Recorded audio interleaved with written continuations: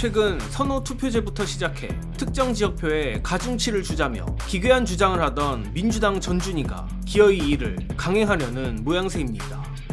그런데 진짜 심각한 문제는 누더기 룰이 아니라 최악의 경우 전당대회 자체가 무효화될 가능성까지 있다는 겁니다. 민주당 전당대회 준비위원회가 8월 17일 전당대회 당대표 선거에 선호 투표제를 도입하겠다는 결정을 유지했습니다. 또한 청년 최고위원을 별도로 선출하고 대구, 경북, 경남 등 전략지역의 대의원과 권리당원표에는 유효 투표 결과에 5% 가중치를 주기로 했습니다. 다만 이 전준희 의결사항은 최고위와 당무위를 거친 뒤 최종 확정됩니다. 일단 이번 전준희 폭주에 대해 제 개인적 생각부터 말씀드리자면 저는 각각 강도는 다르지만 선호투표제, 지역별 표 가중치, 청년 최고위원 모두 반대하는 편입니다. 그 중에서도 개인적으로 가장 반대한 건 지역별 표 가중치입니다. 물론 취지가 뭔진 압니다. 취약지역을 배려하고 영남 민주당을 강화하고 전국 정당화를 하겠다는 명분일 겁니다. 하지만 지금 민주당에서 가장 중요한 가치는 1인 1표 당원 주권입니다. 그런데 특정 지역표에 가중치를 주겠다는 건 아무리 명분이 좋아도 평등선거의 원칙을 거스르는 행위입니다.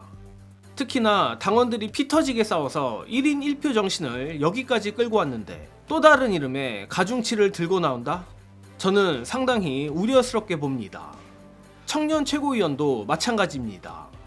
2018년에 폐지된 과거 청년 최고위원제가 눈에 띄는 성공 사례를 만들었느냐 하면 솔직히 잘 모르겠습니다.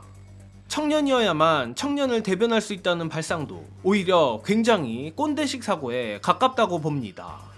그런데 이 세 가지 중 제 개인적 감상만 놓고 보면 오히려 선호투표제는 했을 때 공익이 크다면 해볼 수도 있겠다는 생각이 들긴 합니다.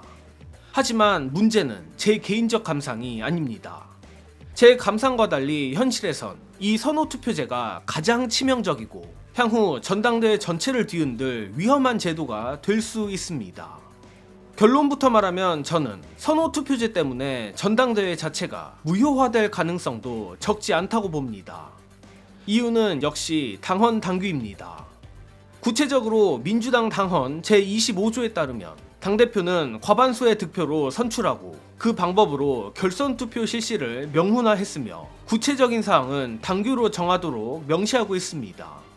심지어 당규 제4호, 제66조 제1항은 결선투표 이외에 다른 투표를 허용하지 않고 있습니다. 물론 일각에선 최하위 후보의 2순위표를 재배분하는 선호투표제도 일종의 결선투표라고 주장을 펼치지만 이 주장은 법적으로 받아들여지기 어렵다고 봅니다. 그도 그럴 것이 하필 민주당 당규 제4호 제48조의 2는 선호투표에 대해서 제48조의 3은 결선투표에 대해서 각각 따로 규정하고 있기 때문인데 즉 민주당 당헌 당규는 선호투표와 결선투표를 명백히 구분하고 있습니다. 쉽게 말해 민주당 당헌 당규 체계 안에서 선호투표와 결선투표는 같은 개념이 아닙니다. 그렇다면 전준희가 선호투표도 사실상 결선투표라고 우겨서 밀어붙일 수 있느냐? 저는 그게 바로 사상누각이 될 수 있다고 봅니다. 아마 눈치 빠른 분들은 제가 방금 법적으로라는 말을 했을 때 이미 감을 잡으셨을 겁니다. 당헌당규 위반 위에 세워진 룰로 당선된 당대표를 향해 당대표 직무집행 정지 가처분부터 시작해 당선 무효 소송이 제기될 수도 있다는 겁니다. 결국 전당대회 절차 자체의 효력을 다투는 소송전으로 민주당이 몸살을 앓을 수도 있고 최악의 경우 멀쩡히 전당대회를 치러놓고도 당대표 직무가 정지되어 비대위 체제로 가야 하는 황당한 상황까지 벌어질 수 있습니다. 그러니까 앞서 말한 지역별 표 가중치나 청년 최고위원 문제와 선호투표제 문제는 차원이 다릅니다. 물론 지역별 가중치나 청년 최고위원은 저도 반대합니다만 이 경우 과거에 있었거나 비슷한 형태로 존재했던 제도이고 정치적으로 밀어붙이면 논란은 있어도 어찌어찌 갈 수도 있는 문제입니다. 하지만 선호투표제는 다릅니다. 당헌 당규 위반 시비로 당 자체가 법적 송사에 휘말릴 수도 있습니다. 그리고 여기서 저는 한 걸음 더 나아가 과연 전준희가 이걸 몰랐을까? 민주당 국회의원들이 바보일까라는 의심까지 하게 됩니다. 사실 선호 투표제 자체는 정청래 전 대표든 김민석 전 총리든 누구에게 대단히 유리할 거라 보진 않지만 문제는 민주당 의원들입니다. 왜 당헌 당규 위반이라는 위험을 감수하고서라도 이렇게 선호 투표제를 밀어붙이려 하느냐? 저는 조심스럽게 이런 그림까지 의심합니다. 원하는 후보가 당선되면 입 닫고 조용히 있기, 원하지 않는 후보가 당선되면 선호투표제의 위법성을 문제 삼아 전당대회를 흔들기, 그리고 최악의 경우 비대위 체제로 전환하기. 물론 이건 제 뇌피셜이자 제 추측입니다. 또 이렇게 위험한 장난을 굳이 강행하려는 걸 보면 저로서는 이 비대위 그림 외에는 잘 그려지지 않습니다. 그나마 다행인 건 이 선호투표제를 시행하려면 최고위를 넘어야 한다는 점입니다. 현재로서는 최고위가 이 누더기 선호투표제를 그대로 통과시켜줄 것 같지는 않습니다. 관련 내용은 영상 보시고 이어가겠습니다.